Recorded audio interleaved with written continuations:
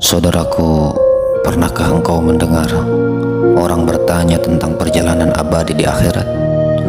Bukankah perjalanan akhirat itu diceritakan langsung oleh pemiliknya?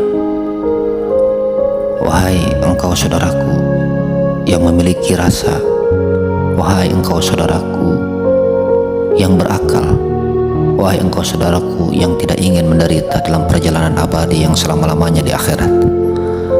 Wahai engkau saudaraku yang tidak ingin menyesal dalam penyesalan yang tidak pernah berkesudahan. Bagaimanapun sengsara perjalanan dunia ini, betapapun sulit hidup kita ini, masih ada tempat untuk mencari perlindungan. Masih ada jalan keluar dari segala kesulitan dan masih banyak pohon yang tumbuh, banyak buah-buahan yang dapat dimakan, banyak air yang dapat diminum, banyak barang keperluan kita yang tersedia di mana-mana. Kalau kehabisan bekal, ada teman yang dapat membantu. Kalau ditimpa musibah, ada saudara yang dapat menolong. Kalau menderita sakit, ada obat sebagai penawar dan ada keluarga sebagai penghibur. Kalau lemah tak berdaya, kalau sakit semakin parah, ada kendaraan yang akan membawa kita ke rumah sakit. Wahai saudaraku yang ingin mengambil ibrah, wahai saudaraku yang ingin mengambil ibrah dari perjalanan ini, wahai saudaraku yang pernah menderita dalam hidup ini, wahai saudaraku yang pernah kelaparan, wahai saudaraku yang pernah meraung-raung kesakitan, wahai saudaraku yang pernah terlunta-lunta sepanjang hari. Betapapun sakitnya dunia ini, masih belum berarti apa-apa bila dibanding dengan kesengsaraan akhirat yang selama-lamanya. Mengapa saudaraku, kita hanya mempersiapkan bekal untuk dunia berbulan-bulan? Mengapa kita lupakan yang akan kita bawa dalam perjalanan abadi kita? Perjalanan bukan 1.000.000 tahun, perjalanan ini bukan pula 1 triliun tahun, melainkan perjalanan dalam waktu yang tidak terbatas, yakni perjalanan yang selama-lamanya, perjalanan akhiratnya Allah Subhanahu wa Ta'ala. Renungkanlah ini wahai saudaraku, hidup kita hanya sebentar saja, 60-70 tahun saja. Betapapun lamanya, kita tidak akan abadi di dunia ini. Kita pasti akan meneruskan perjalanan kita, yakni kelak perjalanan yang sesungguhnya, perjalanan akhiratnya Allah Subhanahu wa Ta'ala. Kesanalah kita akan diberangkatkan oleh Allah Subhanahu wa Ta'ala. Ke akhirat itulah tujuan kita semua. Ilaihi raji'un, semua kembali kepada Allah. Alangkah ruginya hidup kita ini wahai saudaraku, jika kita tidak memikirkan perkara ini. Alangkah menyesalnya nanti jika kita tidak memanfaatkan hidup kita untuk mempersiapkan bekal yang akan kita bawa dalam menempuh perjalanan abadi kita. Alangkah sengsaranya nanti kalau kita mengabaikan keselamatan kita yang sesungguhnya, keselamatan akhiratnya Allah Subhanahu wa Ta'ala. Kita akan menangis dalam tangisan darah yang berkepanjangan. Kita akan menyesal dalam penyesalan yang tidak ada berkesudahan.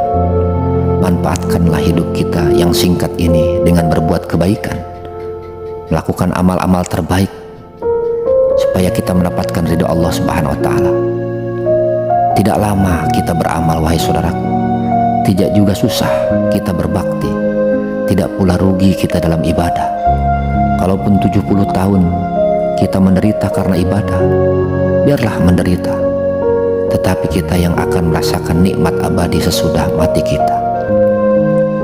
Kita tidak akan menyesal, kita malah akan berkata, biar 1000 tahun kita menderita di dunia karena mengharapkan ridho Allah Subhanahu wa Ta'ala, sungguh semuanya tidak berarti apa-apa dibanding dengan kesengsaraan akhirat yang selama-lamanya. Saudaraku, kemanapun kita akan pergi, kita pasti bertemu al-maut, yakni kematian. Mati adalah sebuah pintu, setiap yang hidup pasti akan melewatinya. Siapapun kita, apakah orang besar yang diagung-agungkan, atau orang kaya yang berlimpah harta, atau dokter ahli sekalipun yang mengobati seluruh penyakit-penyakit, atau anak muda yang sehat, segar, tidak ada penyakit.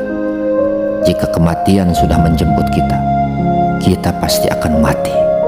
Sebab mati itu bukan mencari orang sakit, bukan merenggut orang yang sedang kepayahan, melainkan mencabut nyawa orang yang tiba ajalnya. Mati adalah programnya Allah Subhanahu wa Ta'ala. yang tiada satupun makhluk dapat menghindarinya. Silahkan kita panggil semua dokter yang ada di dunia ini untuk mengobati orang yang sangat kita cintai. Silahkan kita habiskan seluruh harta kita untuk menyembuhkan berbagai penyakit. Tetapi pasti dan pasti tidak ada dokter yang dapat menyelamatkan seorang daripada ajal. Tidak ada dokter yang dapat mengobati penyakit yang dinamakan kematian. Perhatikanlah saudaraku, perjalanan ruh pada saat akan berpisah dengan jasad kita dan meninggalkan dunia yang fana ini. Dalam sebuah hadis yang diriwayatkan dari Ibnu Abbas radhiyallahu anhu disebutkan bahwa Allah Subhanahu wa taala telah menciptakan satu bangsa malaikat rahmat yang membuat senang orang yang memandangnya karena wajahnya yang cerah, putih, berseri-seri, sifatnya yang hormat dan peramah. Di samping itu Allah Subhanahu wa taala juga menciptakan satu bangsa, yakni malaikat azab, malaikat yang sangat menakutkan orang yang melihatnya karena wajahnya hitam, matanya biru, nampak bengis dan kejam. Maka atas perkara itu saudaraku, semoga apa yang disampaikan ini bermanfaat bagi yang berbicara, dan begitu pula menjadi asbab hidayah bagi yang mendengarkan.